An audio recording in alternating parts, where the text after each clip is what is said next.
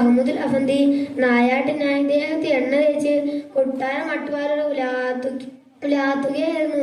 ഖുർആൻ പാരായണത്തിൽ അതീവ താല്പര്യനായ മഹമ്മൂദുൽ അഫന്തിയുടെ അധരങ്ങൾ ഖുർആൻ സദാ മൊഴിഞ്ഞുകൊണ്ടിരുന്നു. ആലിമ്രാന്റെ 26-ാമത്തെ ആയത്തെത്തിയപ്പോൾ മഹമ്മൂദുൽ അഫന്തിക്ക് ഒരു സംശയം. എല്ലാ അധികാരവും എടുക്കുന്നവനും നൽകുന്നവനും നീയാണെങ്കിൽ എന്റെ അധികാരം ഈ സെക്കൻഡ് നീ എങ്ങനെ ഇല്ലാതാക്കും?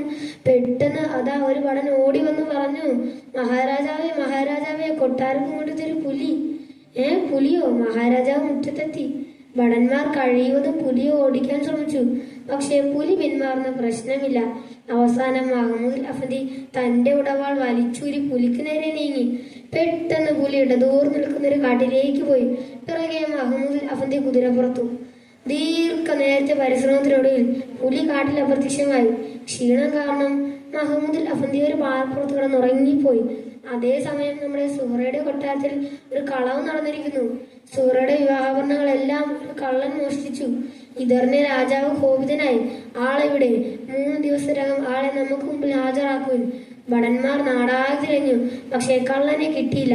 അവസാനം തല പോകുന്നത് ഭയന്ന് അവർ കാട്ടിലേക്ക് കാട് കയറും വഴിയിലൊരു സാധനം കിടക്കുന്നത് കണ്ടു. ഒന്നും കൂടി ശ്രദ്ധിച്ചു നോക്കിയപ്പോൾ അതാ ഒരാൾ ദേഹത്തെ എണ്ണ തേച്ച് ഒരു പാറപ്പുറത്ത് കിടന്ന് സുഖമായി ഉറങ്ങുന്നു.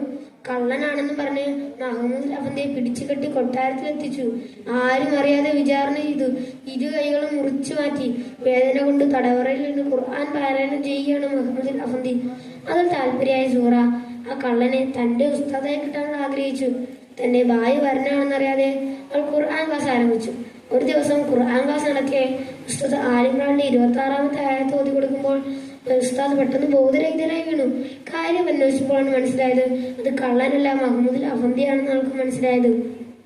ഒരു കള്ളൻ വികലാംഗനുമായ ഒരാളെ തന്റെ ഭർത്താവായി കിട്ടില്ല എന്നറിഞ്ഞ സൂറ ഒരു ഭ്രാന്തിയെ പോലെ അഭിനയിച്ചു. ഒപ്പം കള്ളനെ ഭർത്താവായി കിട്ടാൻ അവൾ വാശി പിടിക്കുകയും ചെയ്തു. തന്റെ മകളുടെ ഒരു വിവാഹ ജീവിതം ഓർത്ത് രാജാവ് അതിന് സമ്മതിച്ചു. അന്ന് രാത്രി താൻ ചെയ്ത പാവത്തിന്റെ വണ്ണം ഓർത്ത് മനസ്സൊരുക്കി തൗബ ചെയ്യുകയായിരുന്നു മഹമ്മൂദുൽ അഫന്തി. അന്ന് രാത്രി മഹമ്മൂദുൽ അഫന്തി ഉറങ്ങുമ്പോൾ അതാ മുത്തുനബി കിനാവിൽ വരുന്നു. മുത്തുനബിയോട് തന്റെ വിഷമങ്ങളെല്ലാം മഹമ്മൂദുൽ അഫന്തി പറഞ്ഞു. അവസാനം മുത്തുനബി സല്ലല്ലാഹു ഇരുകൈകളും നീട്ടുവാൻ ആവശ്യപ്പെട്ടു. മഹാ അത്ഭുതം! മുത്തുനബിയുടെ സ്പർശനമേറ്റതും 2 കൈകളും പഴയ സ്ഥിതിയിലായി. ഇത് ഒരാളിൽ നിന്നും മറ്റൊരാളിലേക്ക് കൊട്ടാരം മുഴുവനും ഈ വാർത്ത പടർന്നു. അത് കള്ളനല്ല, മഹമ്മൂദുൽ അഫന്തിയായിരുന്ന ആ രാജാവ് അദ്ദേഹത്തിന്റെ കാൽക്കൽ വീണ് മാപ്പ് പറഞ്ഞു. രാജാവേ, അങ്ങ് എന്നോട് തെറ്റ് ചെയ്തത്, അതും അറിയാതെ ഞാൻ എന്റെ രക്ഷിതാവായ അള്ളാഹുവിനോടാണ് തെറ്റ് ചെയ്തത്. അതിനുള്ള ശിക്ഷ എനിക്ക് ലഭിച്ചു കഴിഞ്ഞു. പ്രിയരെ, ഇതിൽ നമുക്ക് മനസ്സിലാകാം അള്ളാഹു ഉദ്ദേശിച്ചാൽ ഏത് കാര്യവും മാറി മറിയുമെന്ന്. ഇതുപോലത്തെ ഗുണപാഠ കഥകളുമായി നമുക്ക് ഇനിയും കാണാം. തൽക്കാലത്തേക്ക് ഞാനിവിടെ സ്കൂട്ടാവട്ടെ. അസ്സലാമു അലൈക്കും.